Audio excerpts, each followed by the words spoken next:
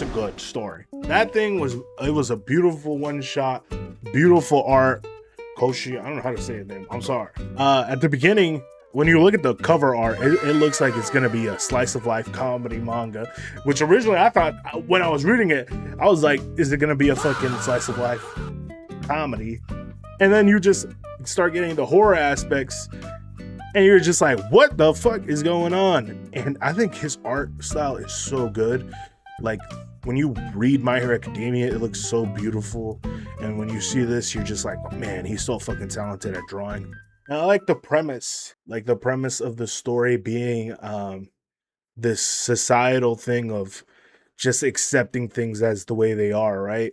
And even the main character's whole thing on like he doesn't know what he wants to be in life and everyone else does, but he's kind of lost and trying to figure out what his path is going to be.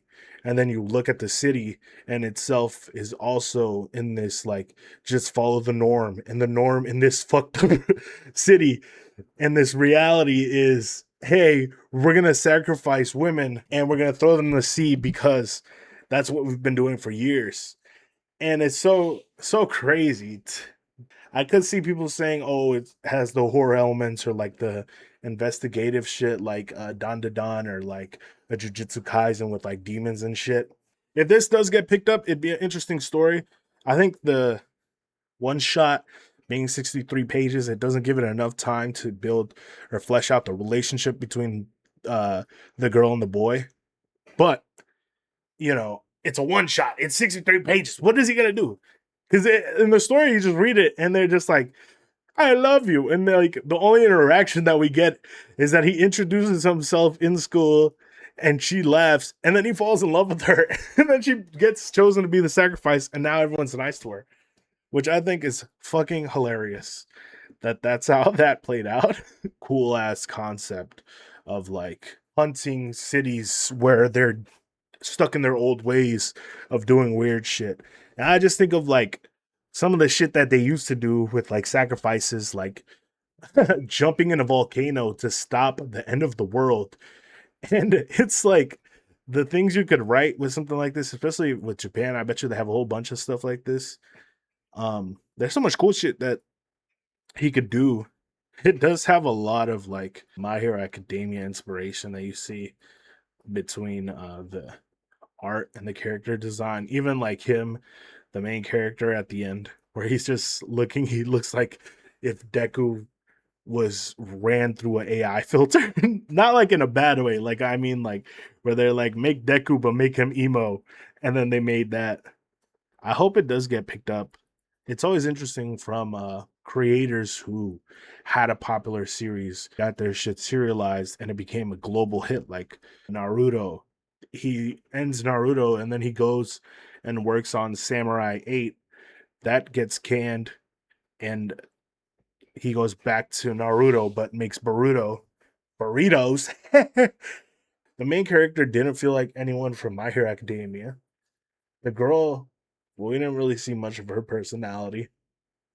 And I think you can like flesh out the characters in a way where it's interesting, and them going into different cities to fight different monsters is a great concept because you can put like the realism of life stories into it, like how he's lost and he's trying to figure out what he wants to do in his life, and the world around him is just accepting what they know. It gets serialized, or he just does like a mini series. It looked cool as hell. The art style is beautiful. You know, I know a lot of people loved his old series that never got a chance to materialize, like a Barrage.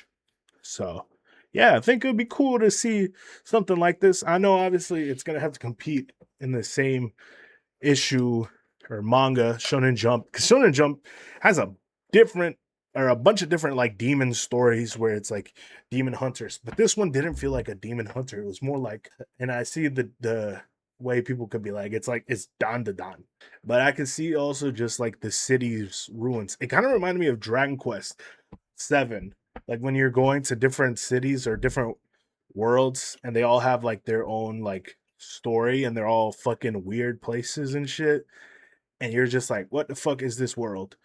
And yeah, it kind of reminded me of that. Let's see what people on Reddit said.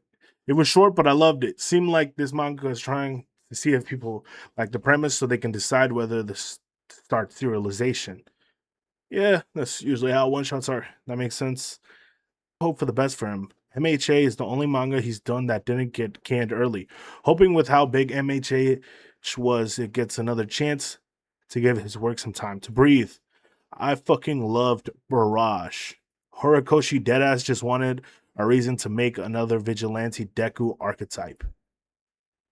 I guess kind of true. So if this does get picked up for a full series, would the premise be exactly paranormal investigator couple, sort of like Dandadan? It did not feel like that at all. And maybe just because the relationship wasn't strong, but also the main character doesn't seem like like they just, I don't know. It just didn't seem like Dandadan. I understand that, oh, there's monsters or paranormal investigations or like stories or shit in Japan, but that I just feel like that wasn't that, you know what I mean?